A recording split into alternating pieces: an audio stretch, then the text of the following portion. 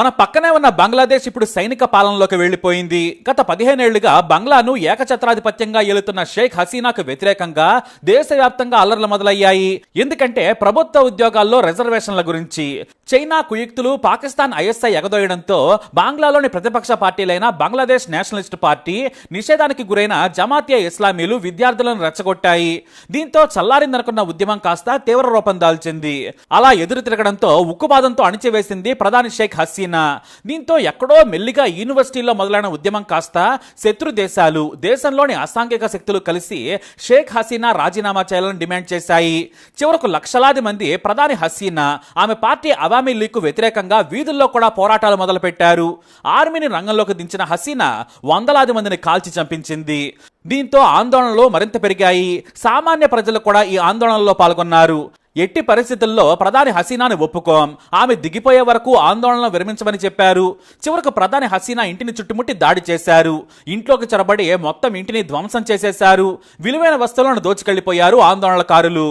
ఇంతలో భారత సర్కారు సాయం చేయడంతో తన సోదరితో కలిసి సైనిక హెలికాప్టర్లో డబ్బు, నగలు, వస్తువులతో త్రిపుర రాజధాని అగర్తాలో దిగారు. అక్కడ నుంచి మన కేంద్ర సర్కారు BAFC 130J అనే బంగ్లా సైనిక విమానం ఢిల్లీలో దిగేందుకు అనుమతించింది. అందులోనే షేక్ హసీనా కుటుంబ సభ్యులు, వారి నగదు, ఇతరత్రా వస్తువులు ఉన్నాయని సమాచారం. భారత సర్కారు సేఫ్ ప్యాసేజ్ కు గ్రీన్ సిగ్నల్ ఇచ్చింది. ఆమె ఢిల్లీ నుంచి లండన్ వెళ్లిపోనున్నారు. వాస్తవానికి గత 15 ఏళ్లుగా అంటే 2009 నుంచి ప్రధానిగా ఉంది షేక్ హసీనా. భారత్ కు మంచి స్నేహితురాలని చెప్పొచ్చు. చైనా ఎన్ని ప్లాన్లు వేసినా కూడా భారత్ తో స్నేహం వేడలేదు. ఆ దేశ అభివృద్ధిలో కూడా మనం ఇతోధికంగా ఎంతో సాయం చేశాం. అందుకే షేక్ హసీనా మన దేశానికి అనుకూలంగా ఉంటారు. ఎందుకంటే ఆమె తండ్రి షేక్ బుజీ బంగ్లా విముక్తి కోసం పోరాడారు. పాకిస్తాన్ కబంధ హస్తాల నుంచి భారత్ సాయంతో దేశాన్ని కాపాడారు. ప్రత్యేక దేశంగా అవతరించేందుకు నాడు ఇందిరాగాంధీ సైనికులను పంపి రక్తపాతం లేకుండా బంగ్లా విముక్తి కోసం సాయం చేశారు. అదే కృతజ్ఞతగా ఆమె భారత్ కు తోడుగా స్నేహంగా ఉంటారు. కానీ ఇప్పుడు ఆ దేశానికి స్వాతంత్రం తెచ్చిన షేక్ ముజీబ్ విగ్రహాలను కూడా హసీనా మీద ఉన్న కోపంతో ధ్వంసం చేస్తున్నారు మూర్ఖులు. ఆయన ఆ దేశపు బాపు లాంటి వారు. కానీ యువత ప్రతిపక్షాల చేతిలో పావులుగా మారిపోయాయి. సైన్యం ఎగదోయడంతో మొత్తం దేశం నాశనమయ్యే పరిస్థితికి వచ్చింది. హసీనా పాలనలో జీడీపీ మనకంటే వేగంగా దూసుకెళ్లింది. కానీ ఆ దేశ యువత కేవలం రిజర్వేషన్లను అడ్డుగా పెట్టుకుని గొప్ప నాయకురాలను కోల్పోయారు. అయితే ఇక్కడ హసీనా ఎన్నికల్లో రిగ్గింగ్ చేస్తారని, ఫలితాలను తారుమారు చేస్తారనే విమర్శ ఉంది. కానీ దేశాభివృద్ధికి, మహిళల భద్రతకు, ఆడపిల్లల చదువుకు ఆమె చేసిన కృషి గురించి ప్రత్యేకంగా చెప్పనక్కర్లేదు. ప్రతి ఒక్కరికి ఉచితంగా డిగ్రీ వరకు చదువు అందుబాటులో ఉండేలా చేసి దేశాన్ని పరుగులు పెట్టించింది. కేవలం జనాభా నియంత్రణ లేకపోవడం వల్ల వెనకబడుతోంది. కానీ ఆమెకు సంబంధం లేని రిజర్వేషన్ల వర్తింపు ఆమెను పదవీచ్యురాలని చేసింది. మరి ఇది కుట్రో లేదంటే మరోటా, కానీ ఈ రిజర్వేషన్లను మొదట ఢాకా హైకోర్టు తేనె తుట్టను కదిపినట్టు కదిపింది. అదేమిటంటే బంగ్లాదేశ్ లో ఏటా 3000 సివిల్ సర్వెంట్స్ ఉద్యోగాలు నింపుతూ ఉంటుంది కేంద్ర సర్కారు. అంటే మన UPSC మాదిరిగా ఇందులో గ్రేడ్ 1, గ్రేడ్ 2 ఉంటాయి.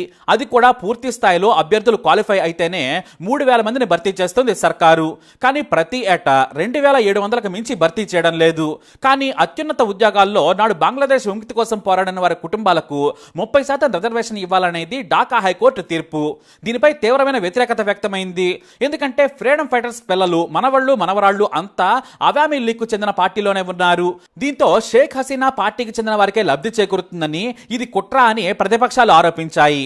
వాస్తవానికి ఈ తీర్పు ఇచ్చింది ఢాకా హైకోర్టు. అది కూడా ఫ్రీడమ్ ఫైటర్స్ కు అనుకూలంగా ఇచ్చింది. ఇదే ముఖ్య కారణం. వాస్తవానికి ఈ విధానం స్వాతంత్రం వచ్చిన తర్వాత అంటే 1972 నుంచి ఈ కోటా అమలు చేస్తున్నారు. స్వాతంత్రం కోసం పోరాడిన వారికి ప్రత్యేక గుర్తింపు అన్నమాట. వారికి 30% టాప్ సివిల్ సర్వెంట్ ఉద్యోగాల్లో జాబులు ఇస్తున్నారు. అయితే దీని మీదే నిరసన వ్యక్తమైంది. అంతా అవామీ లీగ్ పార్టీ వాళ్లే రిజర్వేషన్లు పొందుతున్నారు, పాలకులు వారే, ఉద్యోగాలు కూడా వారికేనా అని నిరసనలు మొదలయ్యాయి. దీంతో 2018లో కోటాను విరమించింది హసీనా సర్కారు. అయితే ఇక్కడ కొంతమంది ఫ్రీడమ్ ఫైటర్స్ పిల్లలు హైకోర్టుకు వెళ్లారు. తమ తల్లిదండ్రులు, పూర్వీకులు ప్రాణత్యాగం చేశారు, దేశం కోసం ప్రాణాలర్పిస్తే రిజర్వేషన్ ఇవ్వరా అంటూ అప్పీల్ చేశారు. దీంతో హైకోర్టు మళ్లీ 30% రిజర్వేషన్ ఇవ్వొచ్చని తేల్చి చెప్పేసింది. దీనిపై కూడా మళ్లీ నిరసనలు మొదలయ్యాయి. కానీ షేక్ హసీనా ఈ మధ్య చైనాకెళ్లారు. అక్కడ ఆ దేశ ప్రభుత్వంతో అప్పును తీసుకోవాలనుకున్నారు. కానీ విపరీతమైన డిమాండ్లు పెట్టడంతో తమ దేశాన్ని కూడా అప్పుల ఊబిలోకి నెట్టి ఆక్రమించుకోవాలని చైనా చూస్తుందని హసీనా భావించారు. ఆ వెంటనే ఆ దేశ అధ్యక్షుడిని కూడా కలవకుండా అర్ధాంతరంగా వెనక్కి వచ్చేశారు హసీనా. ఆ కోపంలోనే ఎయిర్పోర్ట్ లో దిగగానే ఫ్రీడమ్ ఫైటర్స్ రిజర్వేషన్ గురించి జర్నలిస్టులు ఆమెను ప్రశ్నించారు. తాను స్వాగతిస్తున్నానని చెప్పారు ఆమె. హైకోర్టు సరైన తీర్పు ఇచ్చింది. దీన్ని వ్యతిరేకించే వారు నాటి పాకిస్తాన్ రజాకారులతో సమానమని ఫైర్ అయ్యారు ఆమె. దీంతో యూనివర్సిటీల్లో మెల్లిగా ఉద్యమాలు మొదలయ్యాయి. అయితే షేక్ హసీనా చేసిన తప్పేంటంటే విద్యార్థుల మీద సైన్యాన్ని ప్రయోగించి తప్పు చేశారు. ఉక్కుపాదంతో మొదట అణిచివేయాలని ప్రయత్నించారు. అదే కొంప ముంచింది. తమ మీద సైన్యంతో దాడి చేస్తావా అంటూ విద్యార్థులు ఎదురు తిరిగారు. అయినా సరే షేక్ హసీనా తగ్గలేదు. సైనికులు పోలీసులతో అణిచివేత మొదలుపెట్టారు. హింసాత్మకంగా మారడంతో దాదాపు 30 మందిని సైనికులు కాల్చి చంపారు. దీంతో పరిస్థితి చేయి దాటింది. ఈలోపు అంటే జూలై 21న సుప్రీం జోక్యం చేసుకుంది.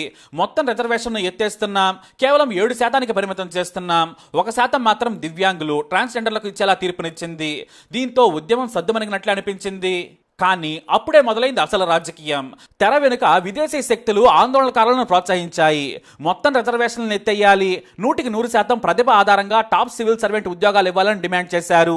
దీంతో మళ్లీ గొడవలు జరిగాయి. ఒకే రోజున 68 మంది ఆందోళనకారులు చనిపోయారు. అంతేకాదు 14 మంది పోలీసులు కూడా చనిపోయారు. దీంతో మాజీ army chief general Iqbal Karim ప్రభుత్వాన్ని విమర్శించారు. ముందు సైన్యాన్ని వెనక్కి తీసుకుని పరిస్థితి చక్కదిద్దాలన్నారు. మరోవైపు ఇదే అదనుగా ఆర్మీ చీఫ్ వాకర్ ఉస్ జమాన్ తాము ప్రజల వైపే ఉంటాం, షేక్ హసీనా తీసుకున్న నిర్ణయం తప్పని విమర్శించారు. ఒక ఆర్మీ చీఫ్ ఏకంగా ప్రభుత్వానికి ప్రధానికి వ్యతిరేకంగా మీడియా ముందుకు రావడంతో పరిస్థితి మొత్తం అర్థమైపోయింది. సైన్యం కూడా మద్దతు తెలపడంతో ఆందోళనకారులు మరింత రెచ్చిపోయారు. భారత వ్యతిరేక నినాదాలతో కొంతమంది సోషల్ మీడియాలో పోస్టులు కూడా పెట్టారు.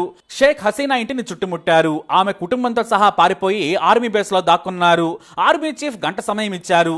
మీరు హుందాగా రాజీనామా చేస్తే సహకరిస్తాం, లేదంటే పరిస్థితి తీవ్రంగా ఉంటుందని హెచ్చరించారు. అంటే జైల్లో వేస్తామని బెదిరించారు. షేక్ హసీనా వెంటనే భారత ప్రభుత్వం సాయం కోరారు. తాము సేఫ్ గా దేశం దాటేందుకు సహకరిస్తామన్నారు. రోడ్ మ్యాప్ కూడా ఇచ్చేశారు. దీంతో షేక్ హసీనా త్రిపుర రాజధాని అగర్తాలోని ఆర్మీ బేస్ లో హెలికాప్టర్లో దిగారు. అక్కడి నుంచి భారత్ లోని హిండన్ ఎయిర్ బేస్ లో ప్రత్యేక విమానంలో కుటుంబ సభ్యులతో సహా దిగారు షేక్ హసీనా. ఇక ఆ తర్వాత తాము తాత్కాలిక ప్రభుత్వం ఏర్పాటు చేస్తామని ఆర్మీ చీఫ్ జమాన్ తెలియజేశారు. షేక్ హసీనా దేశం విడిచి వెళ్లిపోయారు. అంతకుముందు ఆమె రాజీనామా చేసేశారు. ఇప్పుడు దేశ భవిష్యత్తు తమ చేతిలో ఉంది. రాత్రిలోపు ఆందోళనలు అదుపు చేస్తాము, ఎందుకంటే హింస వల్ల దేశం తీవ్రంగా నష్టపోయింది. పరిస్థితులు మారగానే ఎమర్జెన్సీ ఎత్తేస్తాం, ప్రజలు సహకరించాలి. షేక్ హసీనా ప్రధాని కాదు, అసలు ఈ దేశంలోనే లేరు, రాజీనామా చేసి వెళ్లిపోయారని పదే పదే ప్రజలకు విజ్ఞప్తి చేశారు.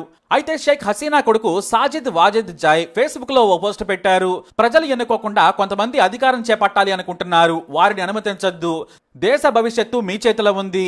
ఇన్నాళ్లు మనం సాధించిన అభివృద్ధి మట్టిపాలు చేయొద్దని ఆర్మీ చీఫ్ కు సూచించారు. ఇతను ప్రధాని షేక్ హసీనాకు IT and communication technology adviser గా పనిచేస్తున్నారు. మొత్తానికి పాకిస్తాన్ మాదిరిగానే వినాశనం వైపు బంగ్లాదేశ్ అడుగులు వేసింది. పాకిస్తాన్ కంటే 1000 రెట్లు అభివృద్ధిలో దూసుకెళ్తోంది.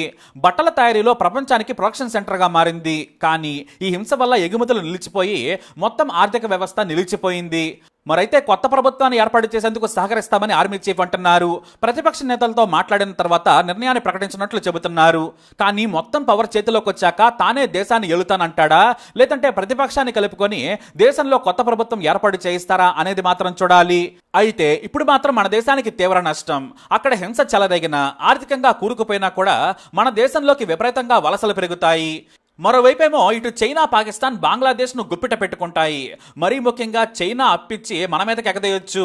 ఎందుకంటే షేక్ హసీనా వారి నిబంధనలను కాదని తనకు అప్పే వద్దని వారించింది. కానీ ఇప్పుడు మనకి ఇది తలనొప్పిగా మారింది. అందుకే ముందుగానే సరిహద్దుల్లోకి బీఎస్ఎఫ్ అధికారులు సమావేశమై భద్రతను కట్టుదిట్టం చేశారు. మరి ఏం జరుగుతుందో చూద్దాం. ఈ వీడియో అప్డేట్స్ కోసం మా ఛానల్ ఫాలో అవ్వండి. అలాగే తప్పకుండా సబ్స్క్రైబ్ చేసుకోండి.